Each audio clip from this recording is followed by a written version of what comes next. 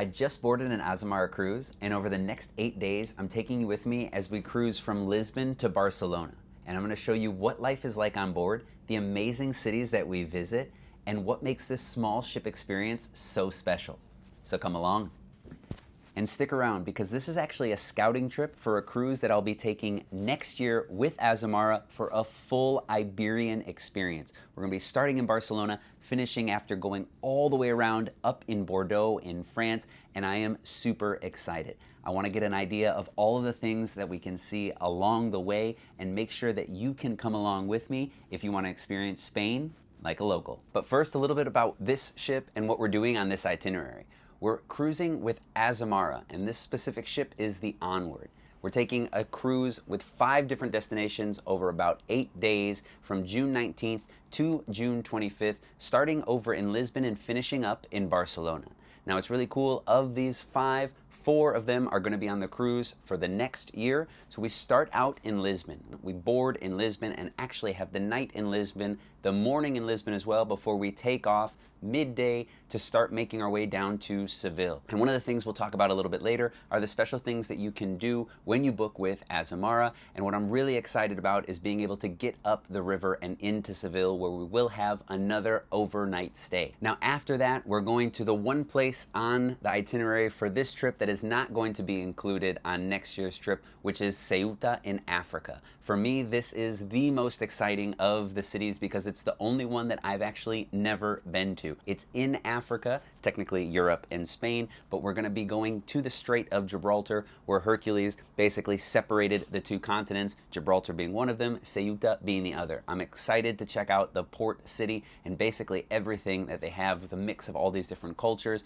before we have that full day in Ceuta, and then head off over and get out to Malaga. Malaga will be on the itinerary for next year. After Malaga and a full day in Malaga, we do have a full day on ship where I'll be able to take you around, show you a few more of the places on board, and get an idea about what life is like when you're on board and sailing out on the Mediterranean before we finish in Barcelona. Now, in Barcelona, you actually have another overnight stay, so you have not only the day in Barcelona, the night before we're getting off the next day, because we're getting in and really finishing up the 27th. I'm actually jumping off the 26th. Doesn't really make sense for me to stay on overnight, and I've got some other things to do. And after a full 8 days of sailing, we'll be able to understand a little bit more about what it's like on an Azamara cruise, and I'll have a much better idea about what we're going to be able to do for next year. So remember, if you do want to join me on that cruise for next year, check down below in the link in the description where you can sign up. Now, as I mentioned, it's not all fun and games while we're on board. We are here to do a lot of work and especially get everything prepped for that cruise that we'll be taking next year. And I know I've mentioned that a few times already, so I want to take the time to let you know what this cruise is about. And if you want to come join me on the ultimate Iberian experience, this is the plan that we have for next year. It's going to be from June 2nd to June 16th, starting in Barcelona. And one of the best things about this cruise is that we're going to have extended port times of 10 or more hours in multiple of these cities, some overnight and several overnight stays where we'll really be able to get a full idea of the cultural immersion into these cities. And we're going to make our way all around the Iberian Peninsula to about 5 different autonomous regions in Spain. Technically 4 different countries, because we're going to Spain, Portugal, Gibraltar, and France, finishing up in Bordeaux, and it's going to be really exciting. So I'm going to pop up a map on the screen so you can follow along as we break down each of these different destinations. Starting off in Barcelona, our first stop and our first port of call is going to be Valencia. After that, we're going to make our way down the coast a little bit more to Cartagena. Then we're going to go over to Malaga. Malaga, we'll have seen on the cruise that we're on right now. After Malaga, we're going to hit up Gibraltar. After Gibraltar, we're going to go back to Seville. Seville is going to be just like this cruise, an overnight stay, but this time we're going to have 2 nights in Seville, so basically almost 3 full days to explore Sevilla, and I'm working on getting some different day trips and things so you can have a really nice time seeing even more of the cities around Andalusia. And after Seville, we're going to be leaving Spain behind and going into Lisbon, up to Porto, And then after Porto, we're going around the top of that Iberian Peninsula, getting back into Spain, getting over to Bilbao, San Sebastian, before we get over to Bordeaux.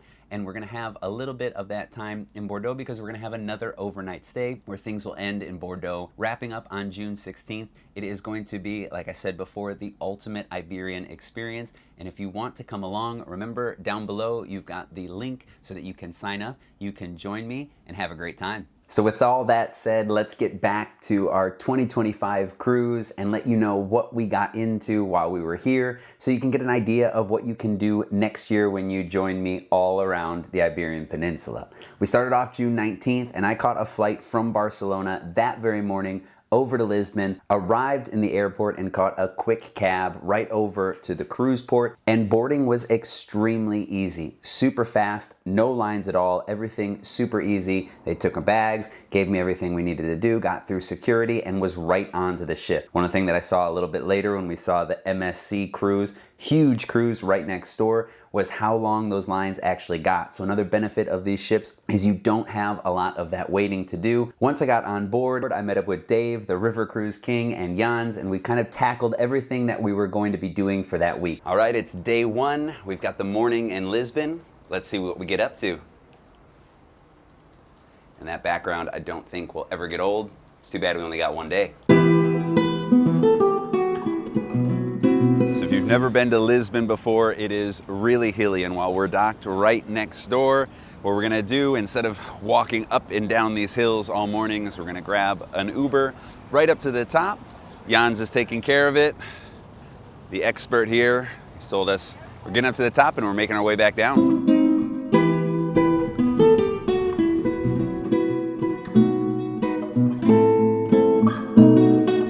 Stop is up to the Mirador, the lookout point, and it is fantastic. You've got views out to the bay, the Golden Gate Bridge, or what looks like it, and you've got views out to the castle. It is always worth it to get up to this spot. I remember the last time I was over here and absolutely loved it. Like I said before, walking, not the way to get here, but now we can just stroll on down and enjoy beautiful Lisbon. Walked just down the street and we're a little bit lower from our lookout point before, but we have another great view a little bit over closer to the castle, and we're right in front of Largo de Grasa Church. So even quieter, and it's awesome starting in the morning from up top because there is nobody up here. Last night we could have come up for maybe a sunset or something, but that's when everybody is around, and that's when they're gonna tell you when to go. But in the morning when you got nobody around, so much better. Now when we walked out, we had all sorts of buses, the tour, big hop on, hop off buses and everything waiting for us right at the port. But I think we did it right, taking an Uber or even taking one of the little tuk-tuks or something to get up here, because I don't think these big buses are getting to spots like these, and this is what you come for. And this is one of the things I remember from my last trip to Lisbon, the calzada. Very famous, kind of the tile and the pavement that they have that you'll find all around. This one specifically is dedicated to Amelia Rodriguez, who is a very, very famous fadist. So if you come over to Lisbon, one of the things you have to do is fado. So if you have a night like we did, one of the things that I really wanted to get out to is check out the fado. One of the things you have to do in Lisbon, and one of the other things you got to do, we're about to do right now.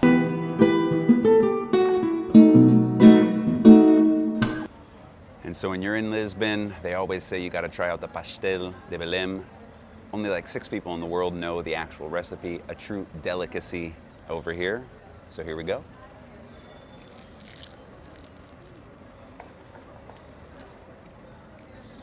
It's dangerous. I could eat these things all day.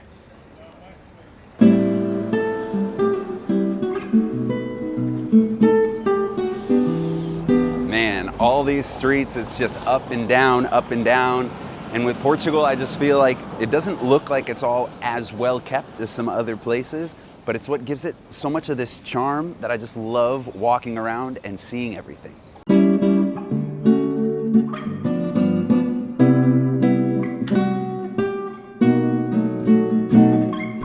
And a morning provides you enough time to pop into the Lisbon Cathedral. Surprisingly, something that I had never done before. very different from Spanish cathedrals and things. And you have to forgive me, my Portuguese cathedral knowledge is not as good as my Spanish cathedral knowledge. And the construction was a bit different, and this is a very thin central nave that they have. I don't know about you, but the sun coming in at that time was perfect.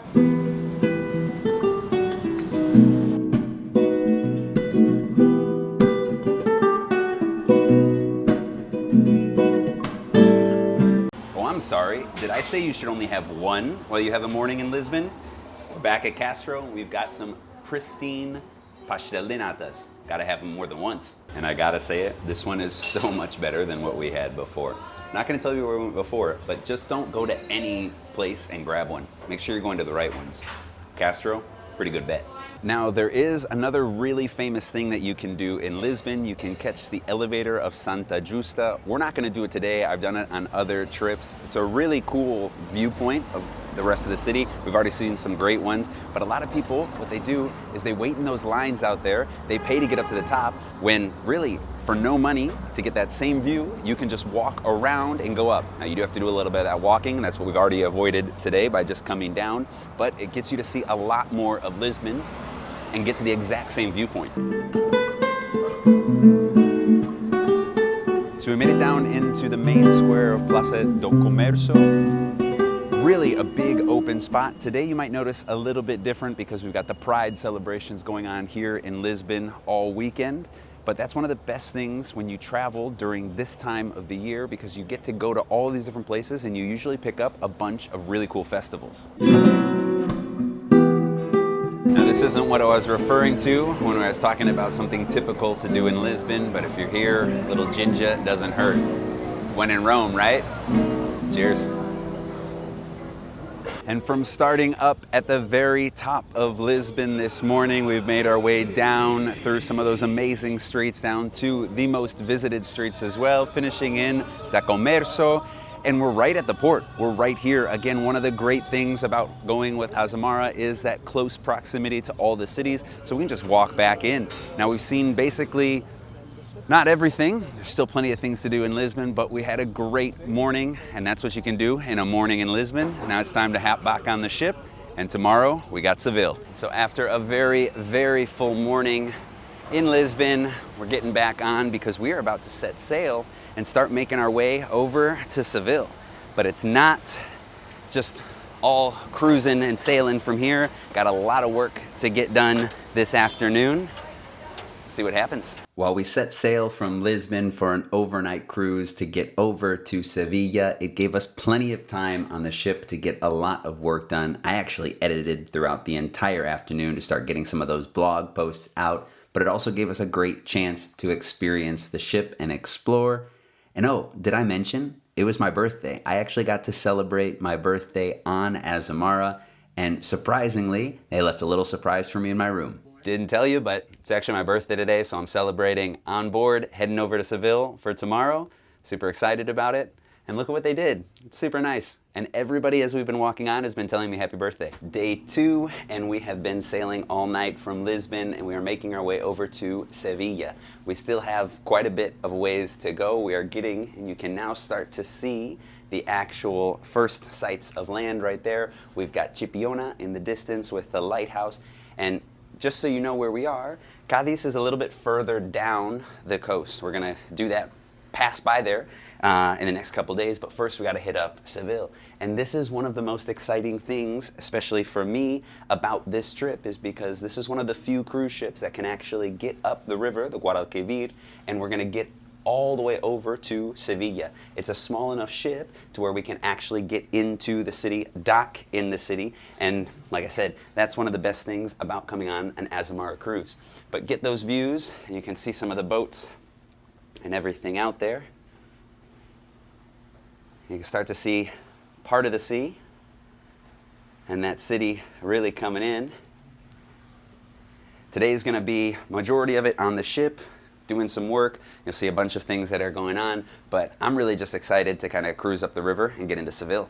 So having never been on this river, it's really cool to finally get over here and get into Seville this way. I've flown in, taken the train, different things like that, Now a new mode to get on over, and kind of a nerdy little thing, but you have to think that back in the day when Castile was still controlling all of that trade over to the New World, this is the way that people got in and out when Seville was still that main port.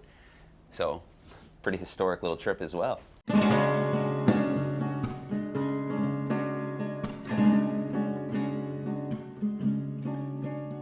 We are getting off the ship into Seville for the evening. We've got a tapas tour coming up, but we're also going to try to hit up Plaza España. Before that, it is hot.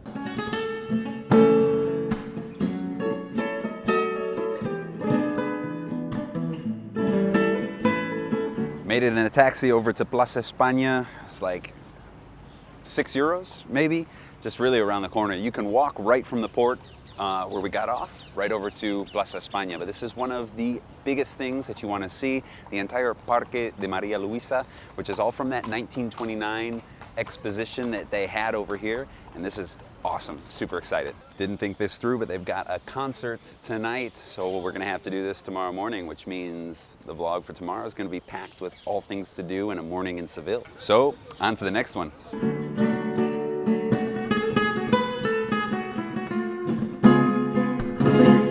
Sevilla, beautiful and decorated for Corpus Christi. You've got all the tarps up on the top to block out that sun, and we're gonna need it. Did I mention it was hot?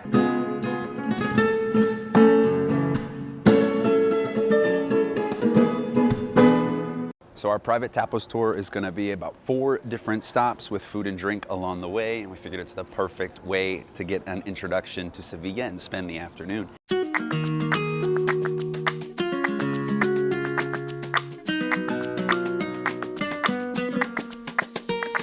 We got one of the favorites, one of the most typical things you can get here, the pringá. So my husband and I were in Alaska, Canada. Nice, toasty, crunchy. And it's the first time that I've really been in North America. Perfect, just to have some cañas in the plaza.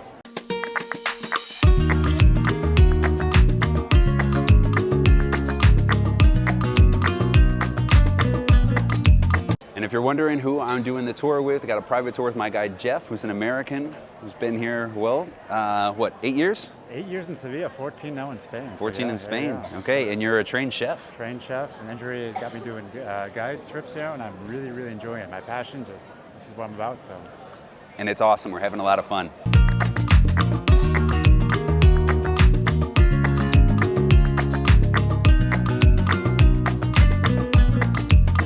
So while we're eating the snails, we also have just a glass of the broth to try out. It has spice as well. It's really, really good. 2 down, on to the next stop.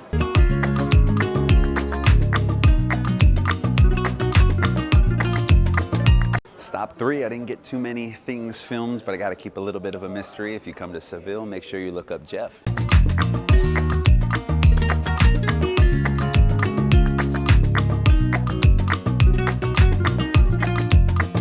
I might have seen just one of the coolest bars in the entire city, Garlochi, which was right next to our 3rd stop. Super late night bar. We got to get back over there a little bit later.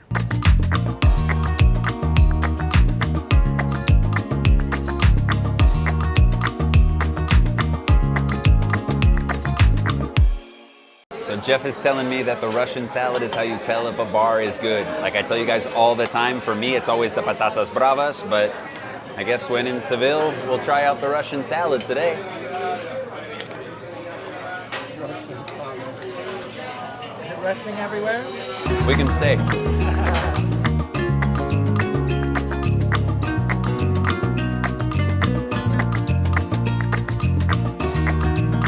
That was the last of our 4 stops, a whirlwind of a bar crawl. I am stuffed and had a great time.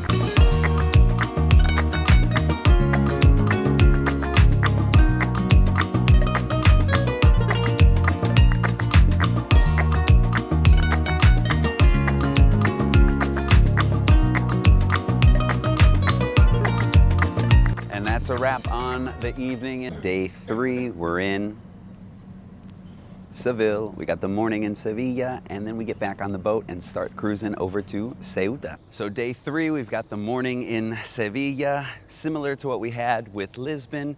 We got the morning before we get back on the ship, so we're gonna see what we can get up to, hit up some of the main spots, and how you can spend a morning in Sevilla if you've got it. Probably should have done some sort of plug for Azamara there.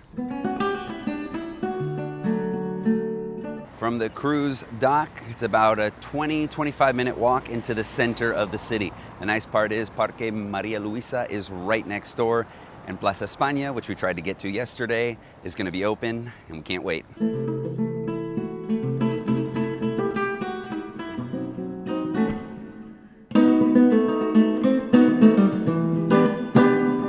If you've ever been to Balboa Park in San Diego, kind of gives some similar vibes, especially with the different buildings that are all around.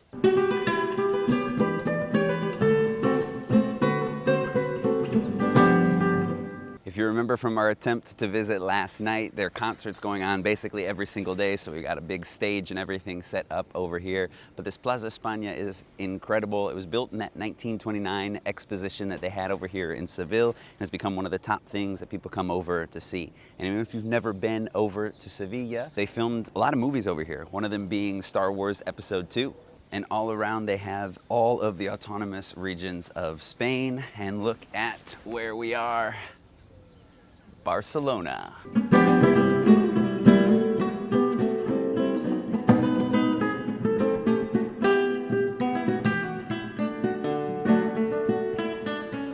Finishing up in Plaza España, we're going to make our way past the university and get towards the historic center, which is going to have that cathedral, the Alcazar, and we'll kind of make our way around there.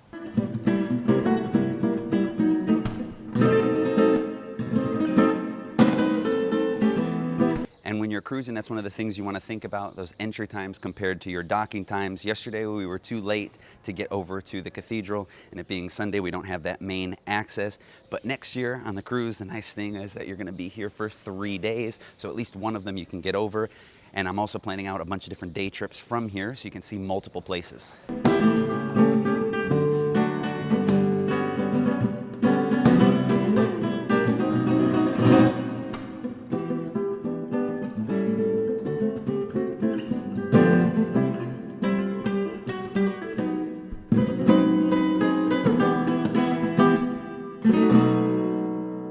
Got into that Alcazar, we were pretty much able to walk right in. We got our tickets over at the ticket booth. I think a lot of people in that line that you saw didn't realize they had to buy their tickets either online before or over in that ticket booth before getting in line. So it got really long for that first entrance. But if you get those time tickets before, it's super smooth. And this place is enormous with the gardens and everything. Another place where you had some famous things being filmed over here, especially Game of Thrones. That's what most people are probably going to recognize it for. But it's a really cool spot that you have to see while you're here.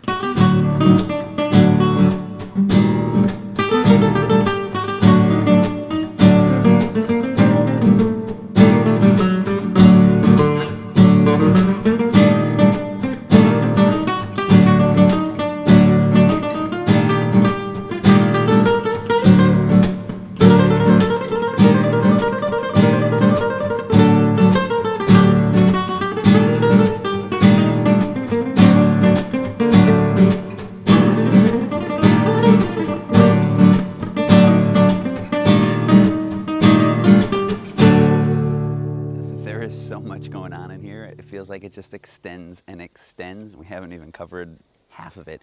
And then the gardens, just massive, massive gardens, beautiful all around. You could easily spend a couple hours in here. We don't have all of that time, so we're gonna see what we can and then get over to the cathedral. We got a little labyrinth maze, which might just keep us in here for a little bit longer.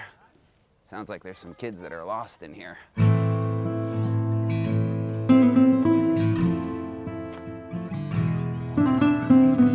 That was an awesome visit over to the Alcazar, and now we are going to get over to the Giralda, and we're going to be able to get up to the top and get some views of all of Seville.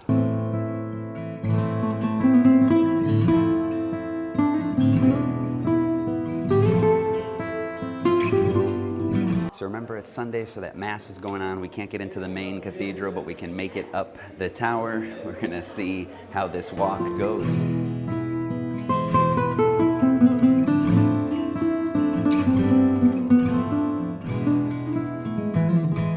About 20 steps or so at the end. Definitely get a good sweat in there. You want to come as early as you can in the morning. You definitely don't want to be doing this midday.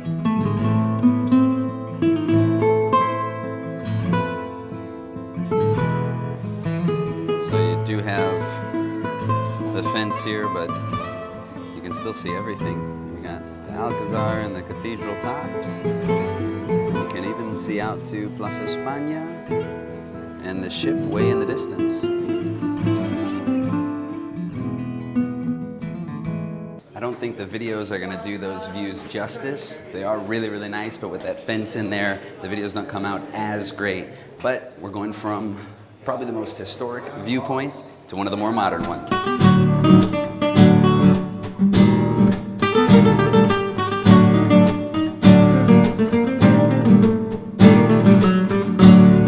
little bit more of a modern viewpoint up at Las Cetas. I remember when this thing was built and it was pretty controversial, but it offers some really cool views all around the city. And these are actually much better views from up in the cathedral. You don't have anything blocking your way. And you know how I am. I always get up to those top points, especially in those cathedrals, because I love to just get a feel for everything. But the best views are always ones where you can see those major monuments, those major cathedrals. And this one, we've got a perfect view out to it.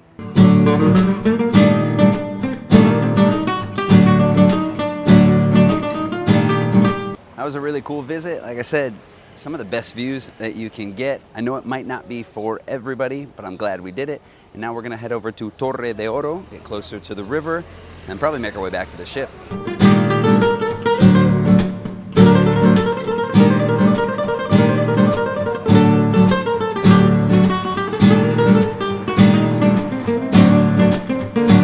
Made it over to the river, and one of the cool places if you're visiting is to get over into Triana. But that's probably a place if you have a couple more days while you're here, but definitely for next year in the evening it would be a great place to visit.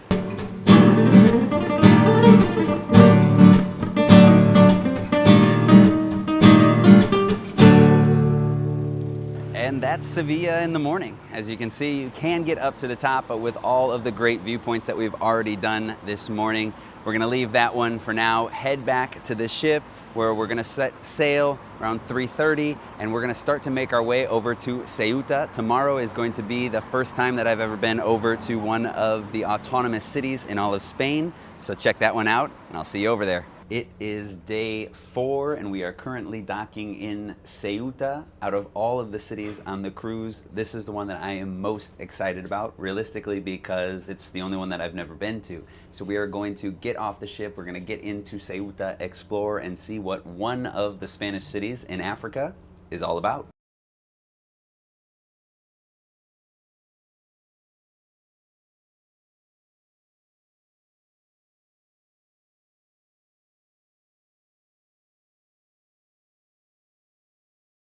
So these are the first official steps on the African continent. We are still in Spain, technically, but first time being over here. So as I said before, I am super excited to check out everything that there is to do over in Ceuta and see what it is.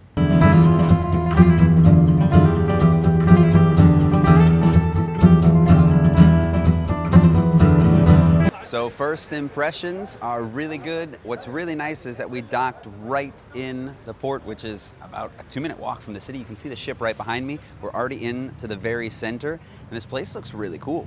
And yesterday on board, we were looking at the map just to kind of get a little bit of the lay of the land and figure out where we were gonna go. And the map made it appear much bigger. I mean, getting off of the port, we're already in Plaza de Africa, which I thought was gonna be a little bit more of a walk, but we were here in absolutely no time.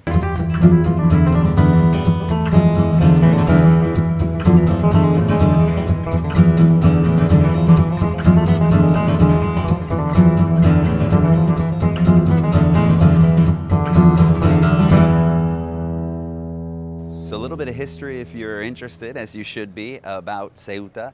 You can see, and they have even all of this put over here from the 7th century before Christ. Originally this was Phoenician. They say that the name later comes from Septum, which would have been like 7 hills and things from those Romans. But the reason why this is actually in Spain is that the Portuguese took this over in 1415. And then after the Union of the Crown in what would have that been 1580 to 1640, when Portugal gained its independence, because a lot of the settlers over here were Castilian, they decided to stay with Spain. And since then, it's been a Spanish, now autonomous city.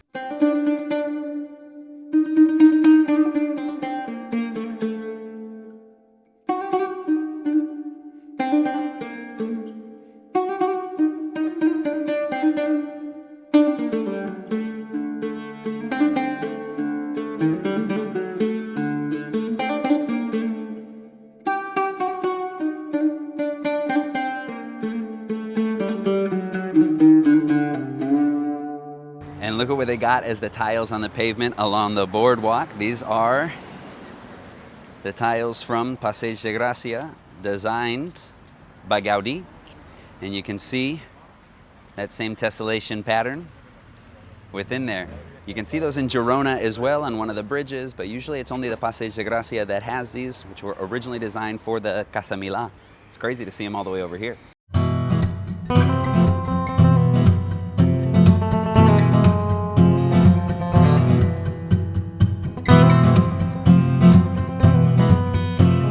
One of the big things to see when you're over here in Ceuta are the old city walls. And from what I've gathered, the best way to do that is to just fly through them on a kayak. So we're gonna rent a couple right now and get on over there. I'm also gonna change the camera out because I don't want this one to get wet. So we're switching over to the GoPro. Change of camera and a little change of the wardrobe. Gonna head into the kayaks and get over to those walls.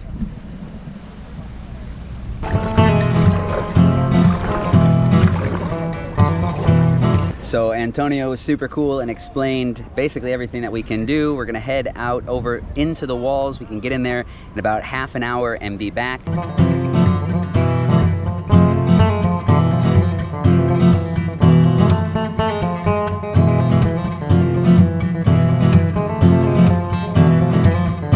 This is super cool. When I was looking things up to do, this is like the one activity that I wanted to check out. You got super clear waters, you got all this history around it, but just getting around and seeing something a little bit different is super fun. And that's the types of activities that I'm looking for the cruise even for next year. Now we're not unfortunately coming back to Ceuta, we're going over to Gibraltar instead. But these are the types of things that you need to look for, kind of different ideas and different activities. Getting out to open sea here.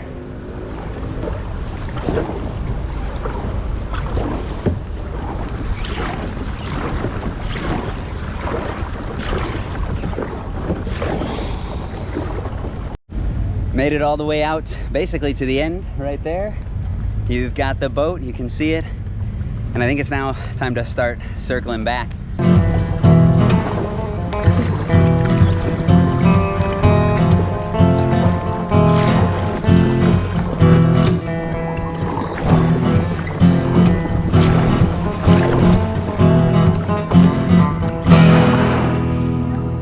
Sun is starting to come out. That water is looking beautiful, turquoise and everything. Really cool getting over to the walls and then back over here to continue exploring. And now that I was able to check off one of the things that I wanted to do, we are going to do probably the top thing that I had in mind. So come along.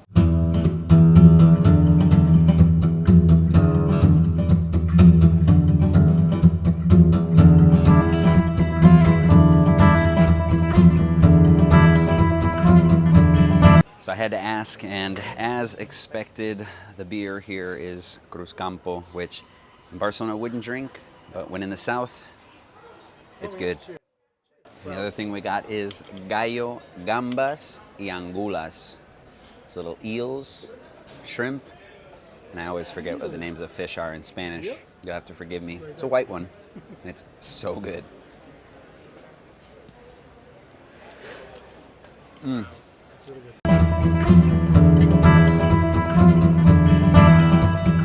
We looked it up before. The one thing that you need to order when you're in Ceuta is chicken hearts. And this is the reason we are here, El Mentidero, saw it online, and we also saw it, well, realistically, Alejandro at the kayaks told us this is the place to go. So we are going to be trying out chicken hearts. Like I said, they're not only from here, but they come from all over the world, but it is something I have never seen in any other parts of Spain. And if I can try the grosser, the better, anything different. So let's see how this one goes.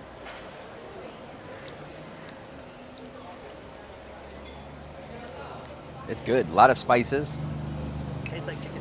They also do them in like big sandwiches where they say they put like 20 chicken hearts inside of a sandwich. But this is nice. A lot of different spices, a lot of different flavors in it. Cumin, paprika, turmeric. Yeah. And it came with a side of fries, so really good. Ceuta McDonald's. I'd eat it again.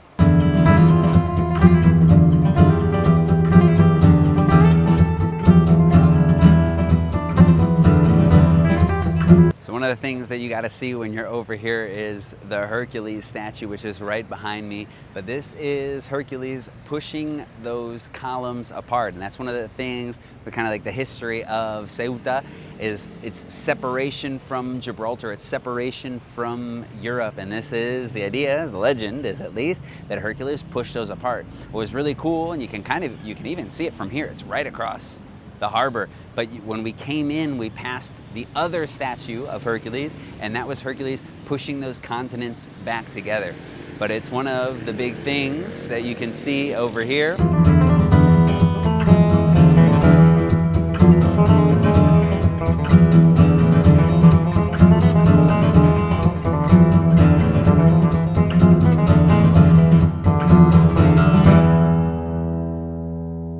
Don't know if you're going to be able to hear any of this because of all the construction that is going down, but this is Plaza de los Reyes. Very special to me for my last name. But one of the cool things, and one of the things I said you had to see, is the House of the Dragons. So we came over here to check it out. It's a nice little square. We also got a little statue over there of the Semana Santa Nazarenos, which is always a big surprise for most Americans, especially that are coming over to Spain. And just in case you were worried, there is a McDonald's right off the ship. And just walking around, and you've got a maritime park, nice little kind of like aquatic center. It looks really nice, almost like a little resort. Feel like you got some lazy rivers over there and everything. It looked like a cool thing to see, and it's on like the list of top things that you gotta do.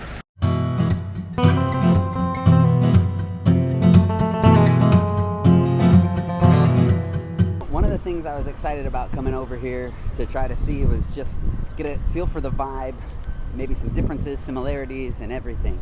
And I've been kind of struggling to figure it out, but I think it's giving me a little bit of Puerto Rico vibes, in the sense that it's part of a place, not part of a place. You've got a lot of similar brands, but some other things that you're not going to find maybe in the rest of the country. Super cool, really chill, a lot more than maybe you would think. I don't know if I would put it on a list of you have to go here, maybe go to other places in Spain, like a Seville or a Malaga or something like this. But this is one of the beauties of going on a cruise, and you can get a little bit of a peek at each of the places and find out if you want to come back. This would be a cool place to come over to and hang out for a little bit. You're not going to go and hit a bunch of different sites or anything like that. You might do some day trips out of here. The beaches were all but empty. A nice place to just kind of relax, take some things in. We ate really well, but it was a nice little flavor of what you can find over here. So tonight, heading back on the ship, getting over to Malaga tomorrow, which I am super excited for. It's gonna be a little bit of a different video than the rest because we're not gonna run around and try to see absolutely everything. I've already got a video on the channel that'll give you a full idea of what you can do in Malaga, but tomorrow we're gonna have a lot of fun. Good morning, and we are in Malaga, right in the port. I can't believe actually how close we are to the center of the city. You can see in the background there, the cathedral. Up on the hill a little bit further removed, which is the Gibraltar Castle, but over on the other side you can even see out to the entrance to Calle Larios, very much in the very center of that city, Antigua Casa La Guardia. Oh, super excited to get on in. Like I said, one of the best things is how close you can get, so you can really jump in, jump out whenever you like. I'm gonna do something a little bit different this morning. I'm gonna actually do a little bit of scouting for next year. So I'm gonna jump on a tour in the morning before heading back midday because it's so easy to get onto the ship. Do a little bit of a break, probably hit up the gym before heading back out in the afternoon. Remember, we have all day in Malaga, about a 14-hour stay.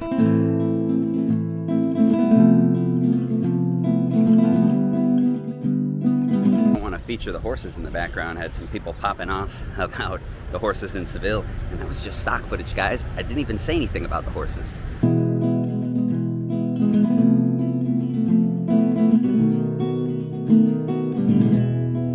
Check out these super narrow streets.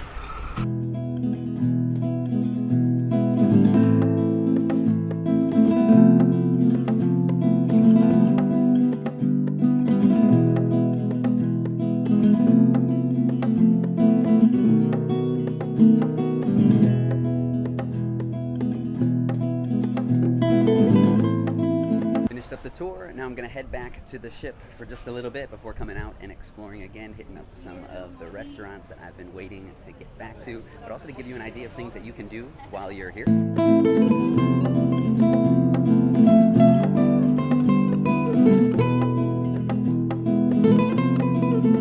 if I haven't said it enough, one of the big benefits is that we are docked close enough where you can get into the city and then back without wasting any of that time, like those long port stops.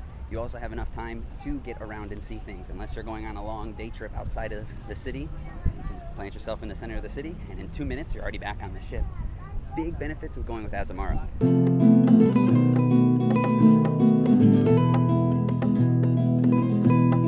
And you should already know this, but if there's one place that you're going to have lunch in, especially when you're getting off the ship, it's El Pinti. No other restaurant in this entire country, I feel like, just takes over an entire city.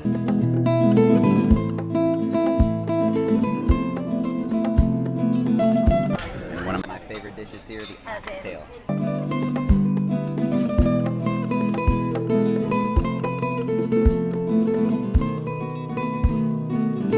Always a pleasure coming into El Pinti, and whether you go and sit outside like we did or not, you have to come in and check out the interior.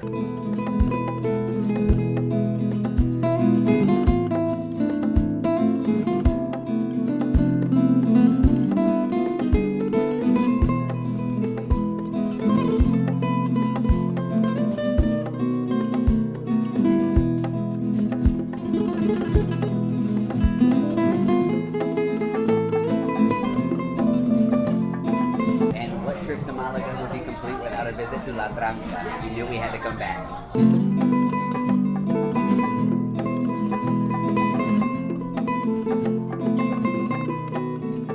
And another successful visit over to La Tranca. You have to come here when you're here, and we will definitely be coming next year.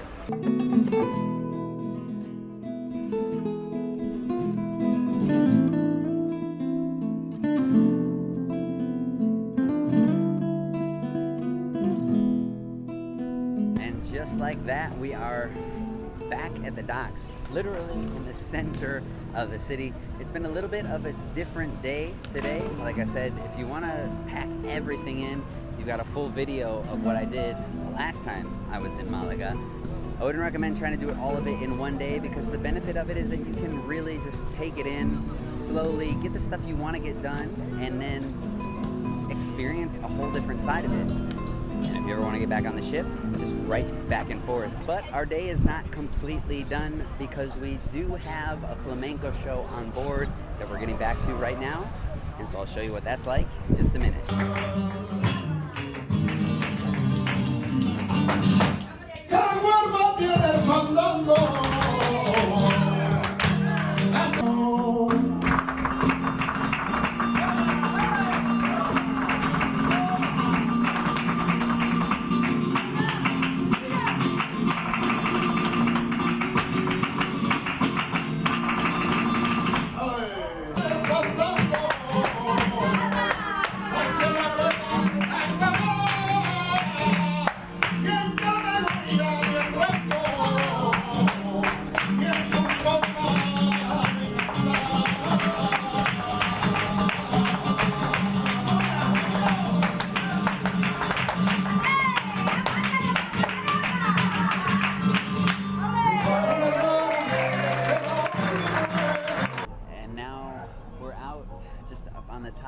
deck.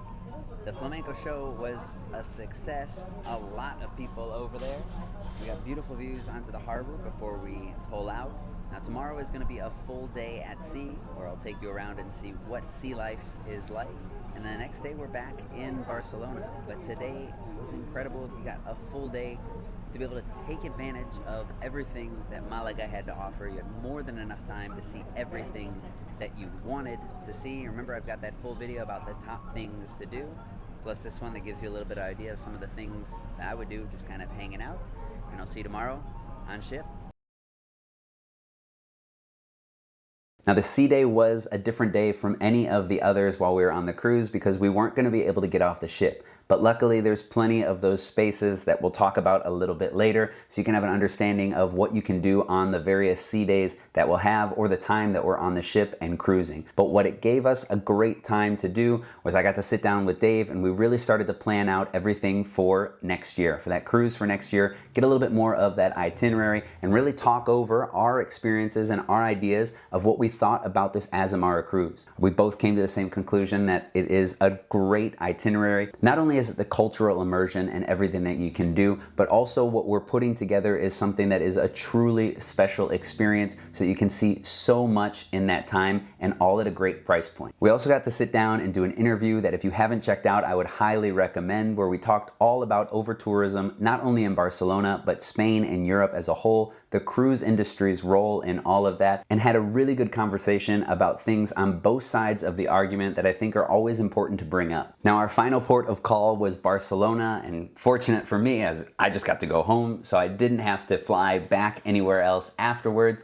But when we pulled in on the morning of the 26th, I got some incredible views coming into the harbor that I really don't get to see so much from always being in the center of the city. But it was a really cool experience to come in through Montjuic, through that port, and see everything from there. Now, I actually got off the ship on that day, a day earlier, but everybody else did have included an overnight into Barcelona. And because we were docked right outside of, and a short walk from La Rambla, easy access getting into the city, and that's really because of the size of the ship. Again, you can dock so much closer so you don't lose all of that time moving back and forth. Now, I'm sure everybody had a great time, but I really just took advantage to get everything packed up, make sure I had everything that I needed, and then got off the ship. And even though I didn't stay for that final night, it was an amazing trip the rest of the way through to see all of those different cities arrive into Barcelona. And while next year we're doing it the exact opposite way and going even further, I now had a much better idea of what to expect. And so after seeing all of the different stops and the experiences you can have off the ship, I wanted to show you a little bit about what this ship is all about and all the offers that it has.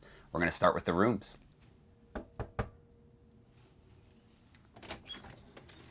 Hello, hello, welcome. We've got a veranda stateroom here on the Azamara Onward. Come on in, show you around. So as you can see, as they always say, this is where the magic happens, right in the middle of the room. But we've got a nice little couch, table, desk to get a bunch of the work done. I'm not gonna lie, this is pretty comfortable right here. Overall, I think it's a nice room. We got the TV, but again, we're not gonna be in the room too often. And the best thing that we have right now, we haven't even left the port yet. We've got the terrace. So come on out, get some views of Lisbon here. And we are right in front of the old city. Beautiful views. Check it out. Now come back inside with me here.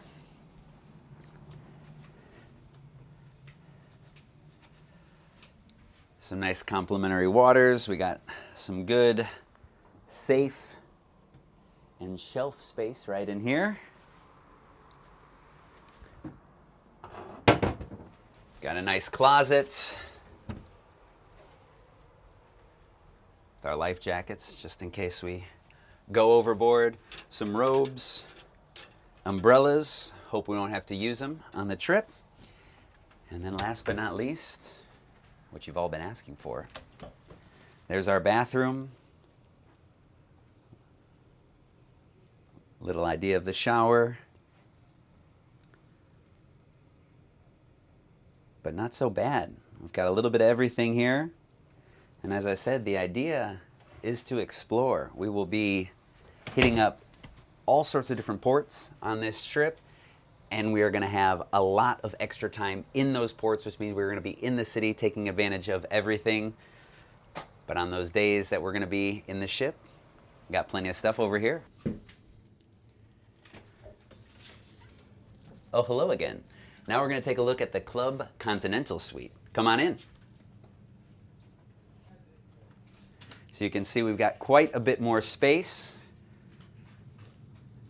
Definitely would recommend taking a look at these. All of this space around with the bed. Nice little champagne welcome. It's a good looking guy over there.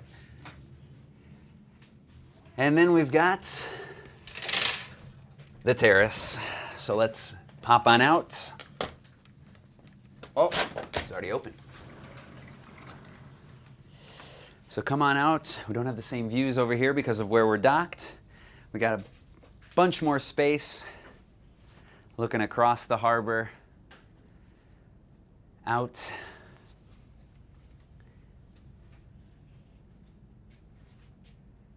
And come back on in here. Check out all the storage space that you have, along with butler services. The laundry we didn't talk about last time. You get some laundry included in that. And then you can see all the cabinets. So you can store everything you need.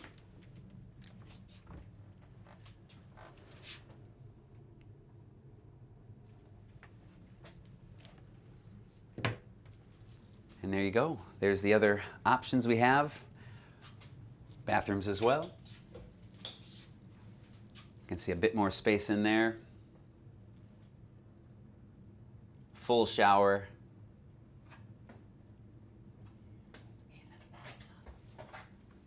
Bathtub if you want to have a nice little soak. And there you go. Some of the options we have for next year's cruise. Those are the two main rooms and the main offers that we have for our cruise for next year. It'll be very similar to the two that you've just seen, but apart from that, the boat has a whole bunch of different spaces. One of the things you have to think about is that Azamara is one of the older ships. So it's not a super new luxury craft, but that's also not really what we're looking for. We're looking again for all of those experiences we can have off of the ship, but life on board was also a lot of fun. To start off, you have about 700 passengers, so there's only about 350 rooms, all double occupancy, with 700 people total. And despite how small that number really is in terms of cruises compared to some others, there's people that I'm seeing on the last day that I hadn't seen the entire week. Looking at it from right here, you probably think it's a huge ship, but its only occupancy is 700 max. That's incredible when you compare it to some of those other huge ships that you see come into these ports. And we woke up this morning with the MSC right next to us, and from here you can see the difference in the size of these ships. And this is what I'm talking about, the unique travel experience that you can experience with Azamara, where we can get to places that maybe some of these bigger ships can't get to. But check out the difference in the size. So you really don't run into everybody with all the different spaces that we have. On the top deck, you've got space for a walking track. You've got a pool with some different jacuzzis. You've also got the gym, which is something I was really worried about, not knowing how big it was going to be, but there were a bunch of different machines, free weights, and they even had different classes that you could take throughout the morning or during the different days, especially that day at sea. Connected into that, there was a spa. And then there were all sorts of different restaurants. That top deck, again, had what we called the patio. You also had Windows Cafe, where we spent a lot of our meals, which had a nice buffet for everybody. Then they had the bigger restaurant on the downstairs, and they also had 2 premium restaurants. Those aren't included in all of the packages, but you could, for a supplement, go there, and if you have any of the suite levels, that's included as well. Apart from a suite level breakfast diner, which we tried out all of the different options. There's a lot of different food, all sorts of different things. You're never going to be hungry while you're on deck. And they even have little finger sandwiches in a smaller cafe, the Mosaic Cafe, down on floor 5. So all sorts of different things. And one of the best parts is that those drinks are included all day. So you're never gonna be thirsty. You've got waters and coffees and beers and wines and anything that you need. And they got a nice little pool, a bar right up here on the rooftop. Most drinks are included, not premium stuff, but just gonna get a nice little ale. A ginger ale. And there's always staff around. The staff was incredibly nice and they were always on hand, always willing to help you out, cleaning up the rooms, cleaning around, or just saying hello, good morning. All the time they were around and you never were without anything that you needed. And one of the other things that I really liked was each evening they gave you a new brochure with some information about what to expect and what was going on. So even if you take a look, you have your arrival time, where you're gonna go, anything that you need, time that you need to be back on board, and a little bit about the weather, and also kind of a little bit of an idea of what the city was like, plus something for the next day. Now the next day was just a day at sea, but any of the other days you might have had, kind of like for the next day, things about Barcelona, your next destination. And then on the inside they had a bunch of the different activities that are going on board so that you don't miss anything, a full schedule. And while one of the big advantages of going with Azamara is that you have all of that time off ship, the times that we are actually on the ship, either at night or even those full sea days, is a lot of fun, and there are a bunch of different activities that you can actually take part in.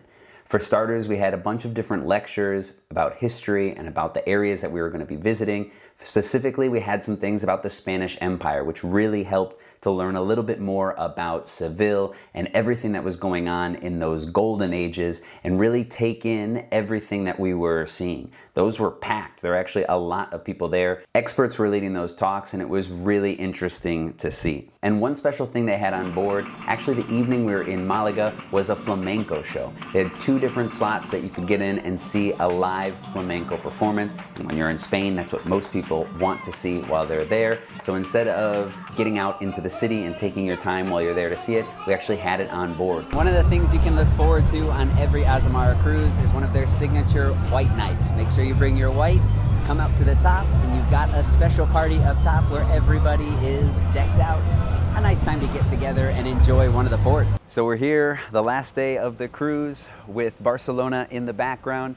If you've been following along on the vlogs as well with each of the different cities, I'm not going to do one specifically on Barcelona because fortunately I have that video of what to do if you only have one day in Barcelona where we walk all around and see everything that there is. Today I'm going to be getting off the ship just a day early while everybody is out exploring. I'm taking advantage of the ship being basically empty so that I can just wrap up with a few final thoughts after the scouting trip for our journey next year. And overall, you know, when you always hear about cruises and things, a lot of times it's about, you know, maybe an older clientele, or even you don't get a whole lot of time in the ports. And one of the things that I really enjoyed was the fact that we had these longer stays where you really felt like you could get into the city and not have to be rushing, not running around and getting to all these different places and not feeling like you have enough time. Because cruises really are kind of a little bit of a snippet, a little bit of an idea of a lot of places, maybe in a little bit of amount of time, that if you know or like it and you want to go back, then you know which ones you can go back and see.